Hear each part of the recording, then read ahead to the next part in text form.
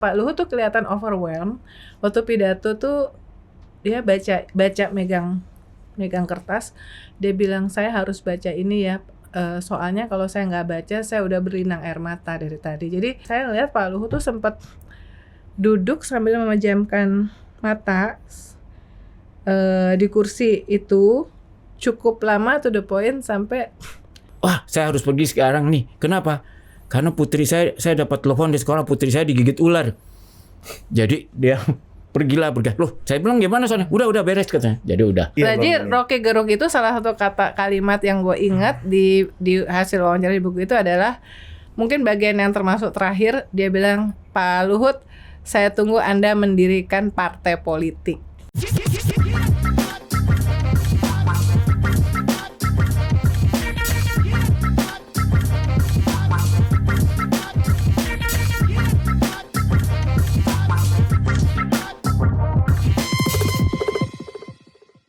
Oke, welcome to Total Politik, dan hari ini kita akan dibeli oleh IDN Time.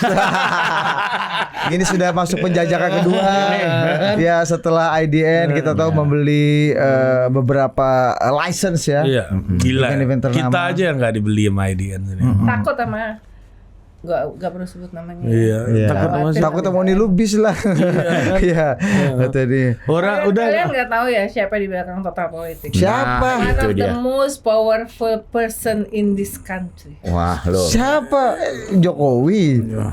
Bu Mega. Siapa Pak? Ini jangan Pak? fitnah Dia itu dong. fitnah dong. Ini fitnah ini nggak berbanding lurus dengan pendapat. Iya.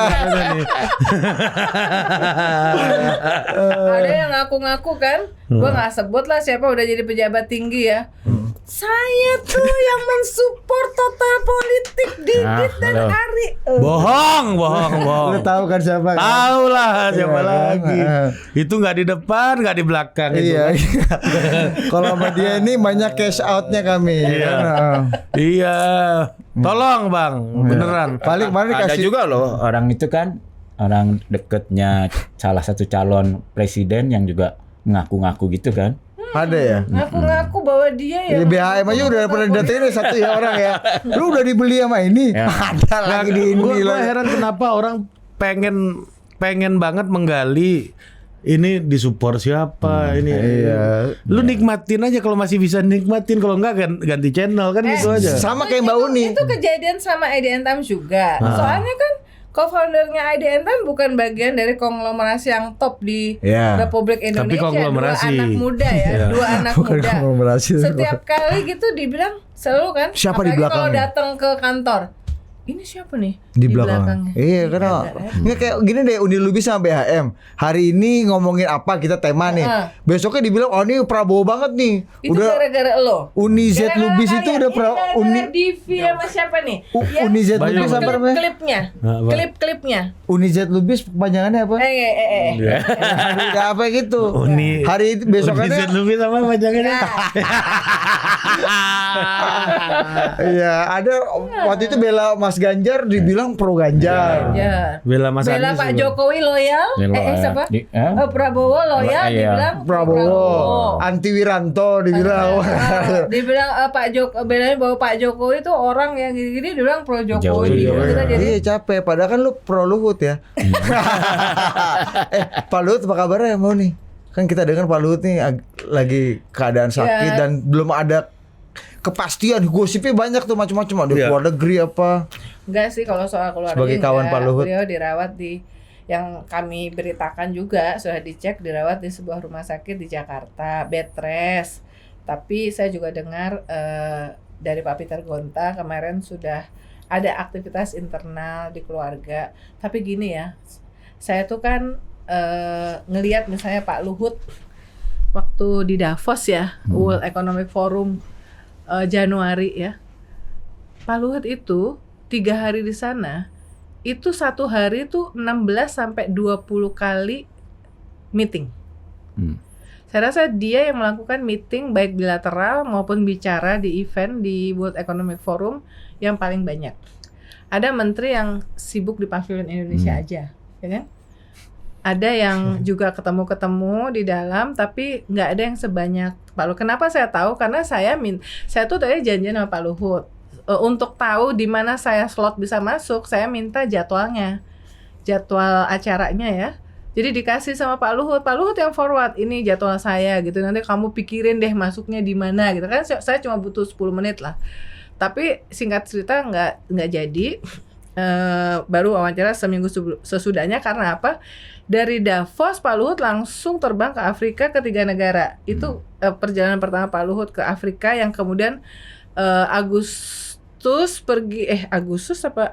itu kan yang Presiden Jokowi kalau nggak salah ya ke sana. Tapi sebulan sebelumnya Pak Luhut udah ke sana.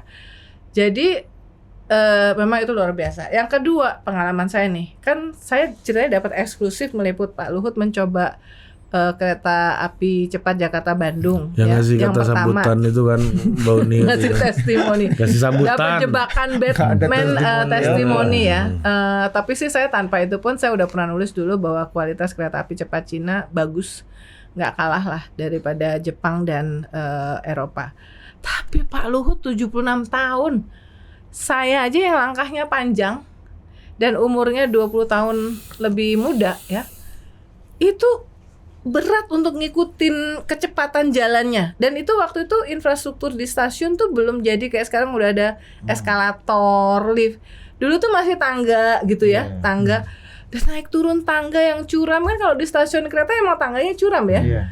Itu Pak Luhut tuh jalannya cepet banget. Jadi ngikutin satu acara aja saya tuh ngos-ngosan. Jadi saya rasa Pak Luhut kecapean. Dan waktu peluncuran buku kan 28 September Pak Luhut ulang tahun ke-76 ya. Peluncuran buku yang diinisiasi oleh Pak Peter Gonta. Ada testimoni 79 orang. Judul bukunya Luhut Binsar Panjaitan di Mata Kita-Kita, mulai dari Pak Sintong Panjaitan, Pak SBY, Pak JK, banyak tokoh lah. Itu sebuah acara yang Pak Luhut nggak tahu kecuali last minute ya. Pak Peter Gonta berkomunikasi dengan Ibu Devi, istrinya. Jadi waktu pas semuanya udah kasih testimoni, termasuk ada satu teman pengusaha top banget di Afrika yang mengatur pertemuan Pak Luhut dengan Presiden Tanzania, Presiden Kenya, semua presiden di Afrika yang kemudian dikunjungi sama Pak Jokowi, datang khusus untuk itu. Semua itu ngasih testimoni, sebetulnya ngulangin apa yang ada di buku, yang intinya positif ya. Positif ke Pak Luhut. Orang kalau Pak JK bilang Pak Luhut itu kunci Inggris, bisa untuk semuanya bilang dapat diandalkan. Even Sintong Panjaitan satu-satunya orang yang bisa dengan tenang mengkritik Pak Luhut karena kan anak buahnya ya kan, memuji Pak Luhut. Jadi Pak Luhut tuh kelihatan overwhelmed waktu pidato tuh. Dia baca megang kertas. Dia bilang, saya harus baca ini ya, soalnya kalau saya nggak baca saya udah berlinang air mata dari tadi. Jadi sangat merasa, mungkin karena dia merasa dikritik di mana-mana di media sosial ya. Kemudian ada 500-an orang, belasan pidato tokoh-tokoh. Even Pak SBY yang selalu dalam politik berada berseberangan dengan itu, dia bilang man of action and man of ideas, kata Pak SBY kan. Jadi Pak Luhut tuh super happy. Nah begitu udah acara selesai, semuanya udah, tamu-tamu udah keluar, masih ada orang-orang yang pengen tanda tangan. Nah saya lihat Pak Luhut tuh sempat duduk sambil memejamkan mata di kursi itu cukup lama, to the point, sampai saya khawatir sih. Maksudnya nggak pernah ngeliat Pak Luhut kayak gitu ya. Soalnya kan gue bukan orang deketnya Pak Luhut ya. Ketemunya pas acara kan. Tapi habis podcast ini pasti dibilang, wow nih Lubis orangnya Luhut nih. Nah, gitu. di alhamdulillahin aja ya. RI 1,5 kan. Daripada nggak ada yang ngopeni kan. Kayak Anda netizen nih semua kan. Jadi waktu itu akhirnya ketika kemudian kita mendengar info bahwa Pak Luhut harus bed rest, istirahat karena kelelahan dan segala macam, saya tanya ke beberapa orang, mereka semua mengatakan bahwa memang Pak Luhut itu harusnya udah istirahat. Dia terlalu sibuk, terlalu banyak kegiatan, terlalu banyak yang diurusin, dipikirin. Ya sehingga kali ini keluarganya benar-benar Soalnya gini, anaknya itu di situ bikin testimoni tuh, misalnya David Togar Panjaitan, anak tertuanya harus ada. Nah semuanya tuh waktu itu salah satu yang sama dari semua anaknya adalah 4 anaknya pingin punya waktu untuk sama-sama santai dengan Pak Luhut ayahnya. Jadi kebayang bagaimana sibuknya si Pak Luhut ini sampai anak-anaknya tuh juga sulit untuk bersama. Nah jadi kali ini kayaknya keluarganya tuh benar-benar protect Pak Luhut, tidak boleh ada yang menengok, tidak menerima WhatsApp, telepon. Ya, kita doakan aja semoga cepat sembuh. Semoga cepat sembuh. Tapi kita ngomong Pak Luhut nih. Kok anaknya Pak Luhut tuh, anaknya Pak Luhut sama kayak anaknya Mas Ganjar ya testimoninya, ingin punya waktu bersama ayah gitu, sama semua. Janjian nggak mereka? Nah, gue ngerti itu jokes dia, tapi dampaknya tuh permusuhan gitu. Gue ngerti itu jokes, tapi dampaknya itu permusuhan. Nah, kita masuk ke Mbak Uni udah berbicara sangat deep talk kayak gitu, kita lanjutkan lebih deep lagi, ya kan? Deeper. Iya kan? Kita mengenal sosok Pak Luhut ini kan memang. Ini ngomongin Luhut. Iya, ngomongin Pak Luhut ini menarik dari argumennya Mbak Uni ini. Nah, salah satu orang yang dekat sama Pak Luhut dan kami kenal yaitu Pandu Syahrir, ponakannya Pak Luhut. Iya kan? Dia bilang gini, ini nggak tahu boleh diomongin atau enggak, tapi gua mau ngomongin nih Bang Pandu ya. Jadi sorry lu kalau marah ya marah aja. Dibeli aja nanti tuh. Beli aja. Kami siap dengan motor listrik setiap hari. Jadi Atau pasang iklan lah motor listriknya. Jadi banyak orang yang datang ke Bang Pandu itu konon katanya cerita soal Pak Luhut. Gimana tulang kan manggilnya kan. Tulangmu gimana Bang Pandu gitu kan. Nah, kami berdua sedikit orang yang mungkin nanyain soal bapaknya, Dr. Syahrir dan Bang Ciil. Nah kebetulan kan BHM dan Mbak Uni cukup akrab kan nama-nama ini gitu. Nah dia tuh bilang gini, lu bayangin kan bro, lu tahu kan bokap gua kayak apa kan katanya. Gua itu di rumah punya 2 bapak bro katanya. Dan dua-duanya rebutan perhatian mak gua. Atau Pandu.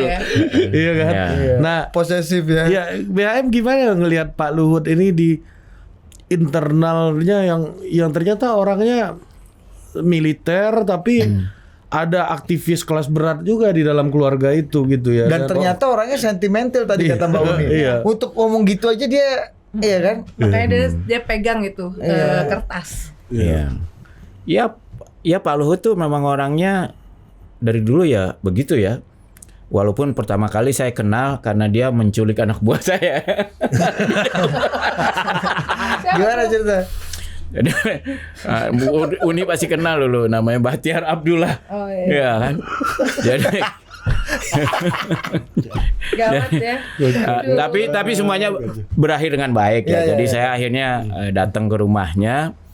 Saya pikir negonya lama, ternyata ketika ketemu cuma ketemu mungkin berapa menit aja karena baru mau mulai pembicaraan tiba-tiba dia bilang, "Wah, saya harus pergi sekarang nih." Kenapa?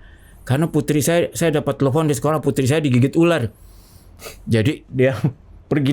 Loh, saya bilang gimana soalnya? Udah beres katanya. Jadi udah selesai. Jadi waktu zaman Pak Luhut masih aktif tentara. masih letkol kalau nggak salah waktu itu. Negosiasi. Ya zaman itulah, zaman itu kan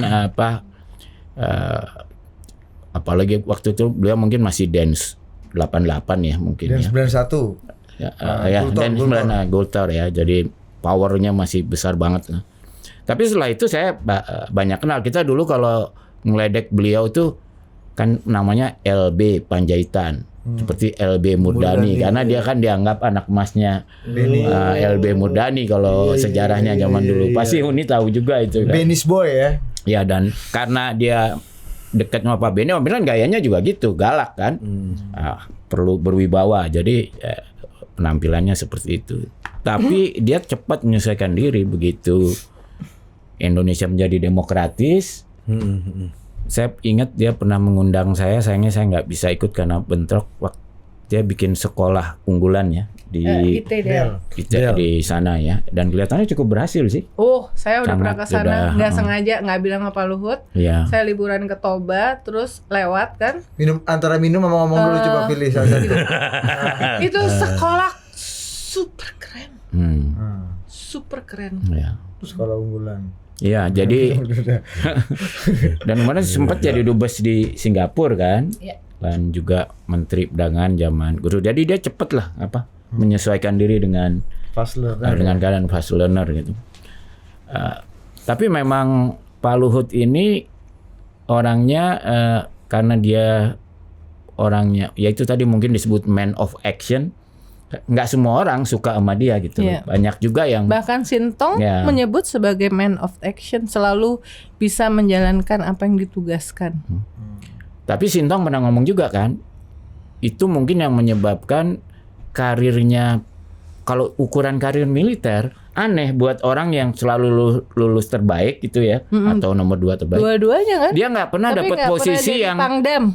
posisi yang kalau zaman dulu tuh posisi yang keren tuh kan Nggak. pertama harus dan Brigif 17 itu ya, Brigade 17 itu Pangkostrat gitu. Karena dia Terus sebagai orang Beni. Pangdam gitu. Karena beliau ketika mulai naik di era ketika mulai terjadi debenisasi. Jadi ketika dia Masuk Pak Sintong yang kena Iya, kena imbas Iya. juga tuh. Iya. Iya. Iya, Jadi, jadi dia karir militernya tuh kena pada suasana akhir pemerintahan Pak Harto ketika terjadi debenisasi. Dan hijauisasi Pak Harto waktu itu Ya, ya. Kita tahu ada ABRI merah putih dan ABRI hijau. Tapi kan kalau kita lihat kan, misalnya kita lihat kan, Benis Boy kan nggak cuma Pak Luhut dan Pak Sintong. Misalnya kita you name it, misalnya ada Pak Hendro, ada Pak Agum, Ya. Gumelar gitu misalnya, Ya. yang quote unquote juga pada ujungnya dekat sama Ibu Mega. Iya. Karena Beni juga ternyata juga dekat Nah, sama makanya Ibu kan Mega. kalau kita lihat Pak Hendro juga kan karirnya tidak mengikuti jenjang karir komando yang Oh, iya. baik ya, kecuali kemudian Sesda Lopang ya. dia pernah jadi Pangdam Jaya karena waktu itu dia dia menyelesaikan kasus Tanjung Priok kalau nggak salah. Jadi kalau Pak Hendro itu bedanya, Pak Hendro itu walaupun dia dianggap dekat sama Beni, tapi dia tuh juga punya jalur dekat dengan kalangan Islam waktu itu ya, paling nggak ya. Jadi dia masih inilah, nggak terlalu terkena debenisasi lah. Ya. Tapi Pak Luhut ini lulusan terbaik, terus kemudian sebagai Kopassus dia yang mendirikan Gultor 81 dan Jerman, Detasemen Penanggulangan 81 Teror, ya. belajar di Jerman. Tapi dia Wakilnya nggak Prabowo ya. dia nggak pernah jadi Danjen Pangdam nggak bisa loh. Danjen Kopassus juga enggak. Jadi dia termasuk nggak Danjen Kopassus. Jadi Pangdam juga nggak pernah. karena Beni jelas jadi teman-teman itu buku menurut saya menarik ya, karena isinya adalah wawancara Pak Peter Gonta, udah dijual di Gramedia, buku yang membuat kita nggak cuman, jadi di buku itu kita nggak cuman melihat bagaimana orang melihat Luhut, isinya tidak hanya puji-pujian tapi kritik-kritik juga. Tapi kita melihat perjalanan Indonesia juga dari, karena kan cerita tentang pertemuan pergaulan. Jadi kan ada yang kenal waktu pas di Timur, ada yang ikut terjun bareng apa segala macam. Nah, jadi itu menarik banget. Tapi aku mau cerita bahwa di buku itu salah satunya Rocky Gerung. Dan Rocky Gerung datang waktu pucara buku. Gue ada videonya tuh, gue bilang gue viralin ya, gue bilang gitu. Sini kirim ke kita aja. Dia lagi dempet-dempetan sama Pak Prabowo. Nanti gua kasih ya. Bertiga sama Effendi Simbolon, ya kan? Kenapa ada Effendi Simbolon gitu? Diundang juga untuk kasih testimoni. sebagai keluarga Batak. Nah, dia kasih diwawancara juga. Nah, cuma gini. Peter Gonta friend bos. Ya, terus Kan waktu pertemuan Pak Luhut sama Pak Surya, ada Peter Gonta, ada siapa? Effendi Simbolon. Iya.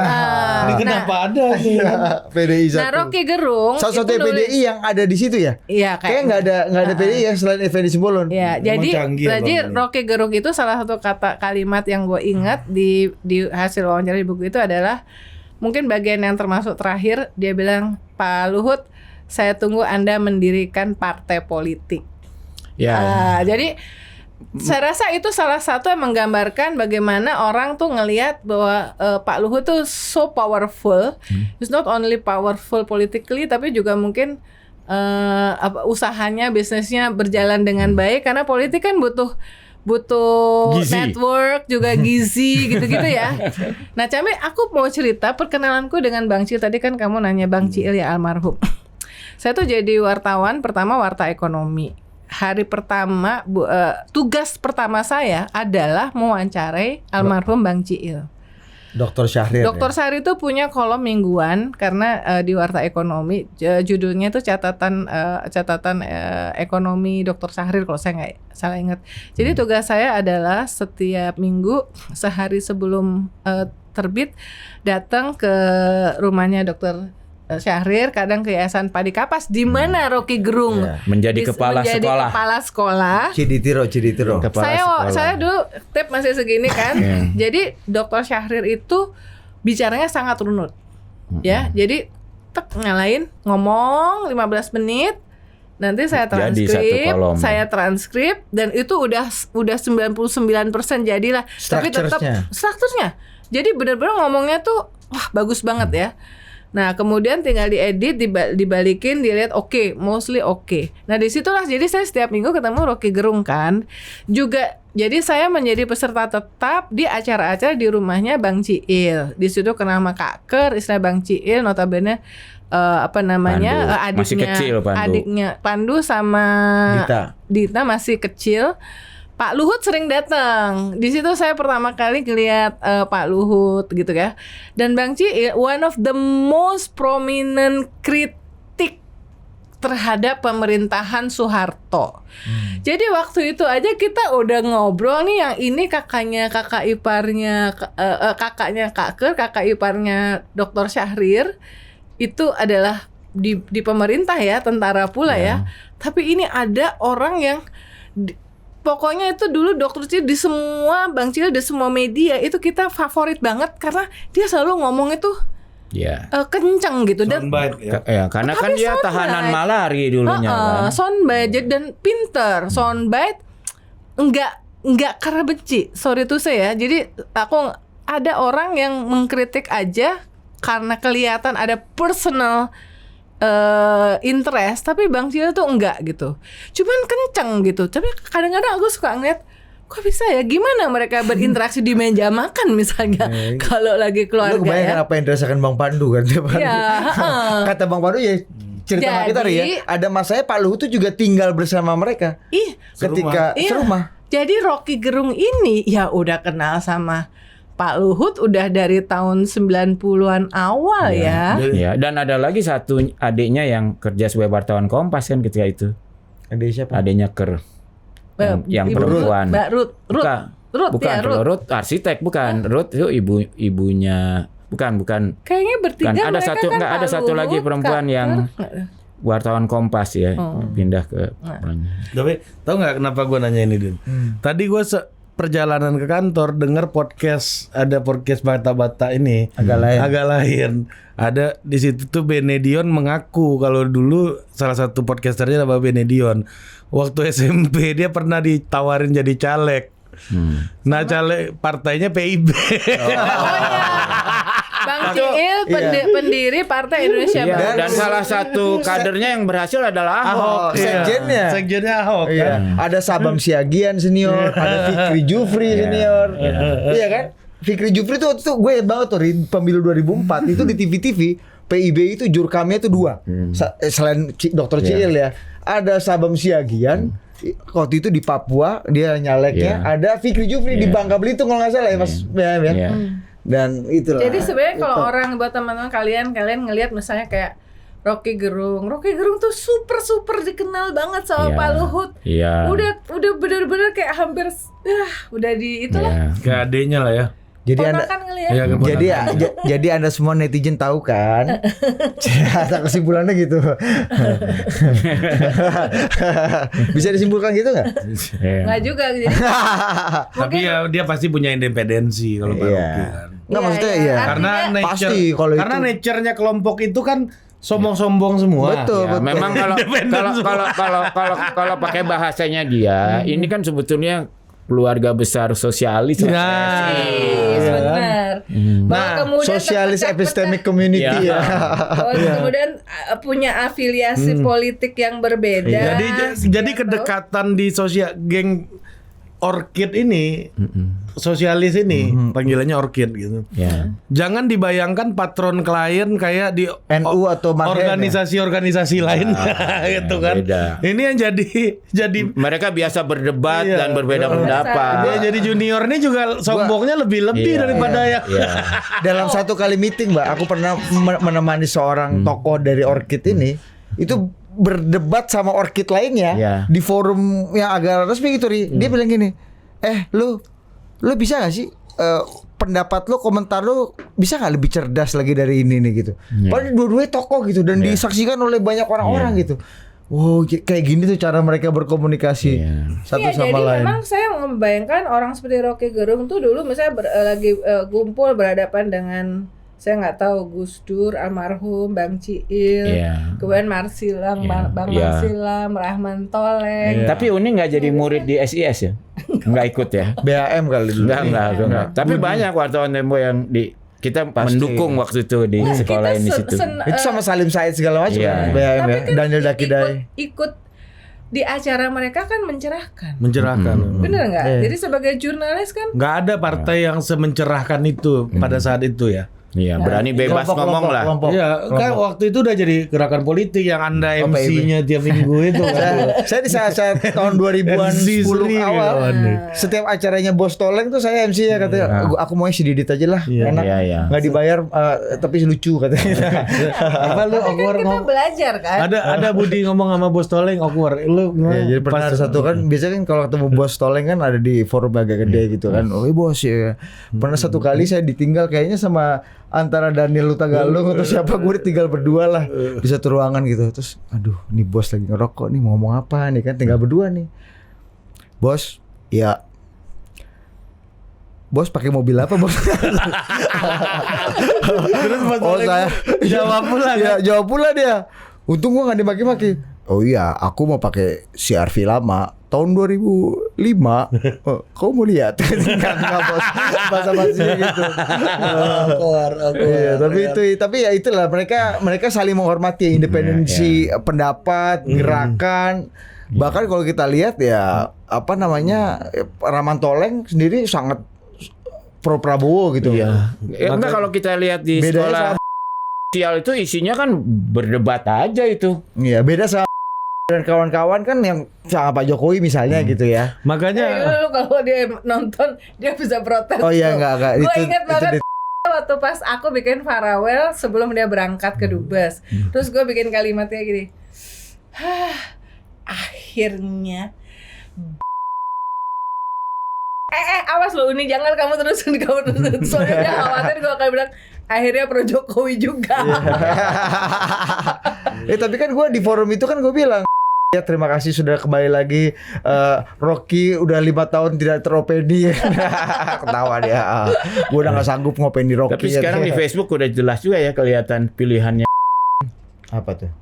Nah, itu ada di Facebook. keluarin aja Gue udah gak Facebooknya. main Facebook sih kita nih. aduh. Cariin Facebooknya. Ini Bang Todong. namanya generational gap.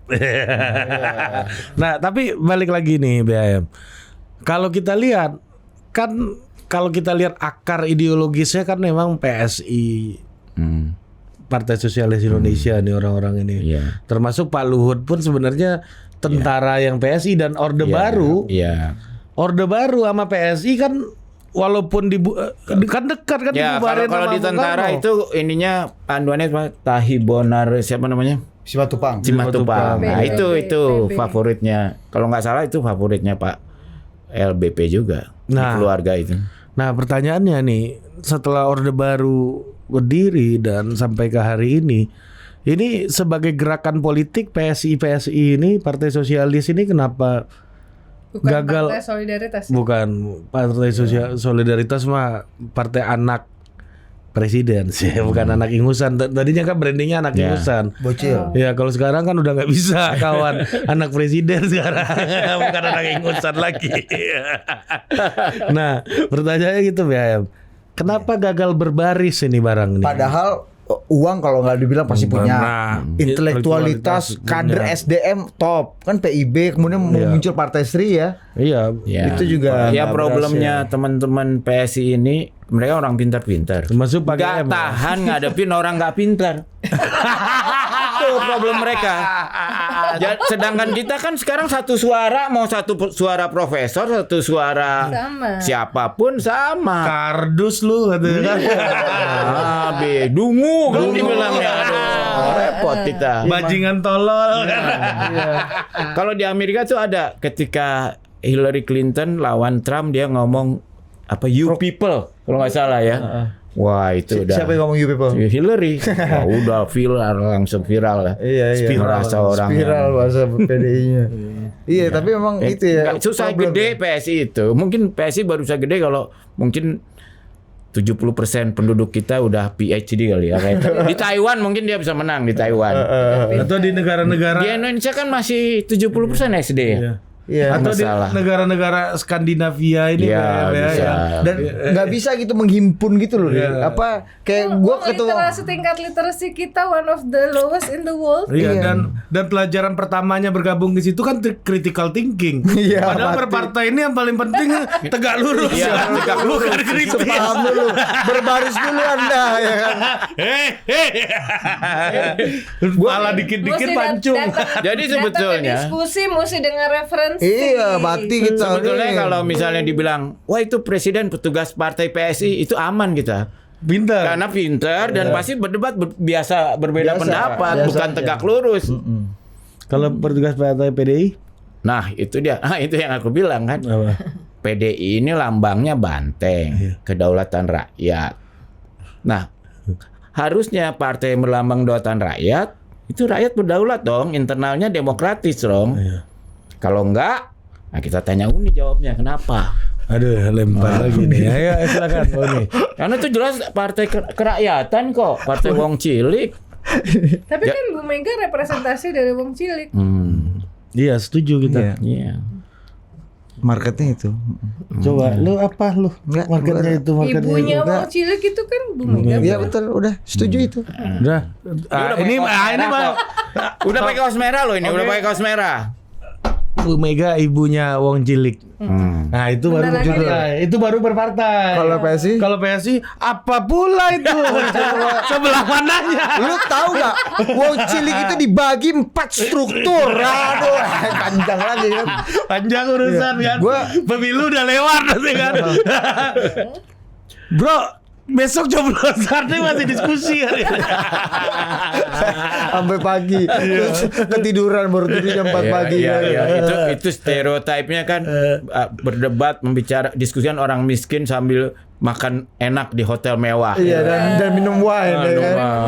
Membahas tentang orang miskin sambil Tapi emang gimana mau Tapi kalau di menghibur? PDI ini nggak ada debat-debat yang terlalu sophisticated kayak PSI ini kan pakai kutip-kutip filsuf Ada terlalu kutip banyak. Bung Karno aja Bung kan. Karno langsung Bung Karno. dia. Cerita-cerita mito Iya. Bung Karno tuh kan. Ya, dan tapi konkret jadi suara kan. Enggak, tapi itu kan yang sebetulnya ironisnya, karena sebetulnya kalau riwayat hidup Bung Karno di awal mudanya itu kan kerjaannya berdebat melulu. Yang namanya Perhimpunan benar, Indonesia itu kan tempat Perhimpunan orang Indonesia Bung berdebat. Hatta dong, BHM. Iya enggak, tapi kan Bung Karno join kemudian Bung ketika Karno kan, pindah ke Bandung iya, lagi di di Jalan Setra. Lengkong. Oh, Iya.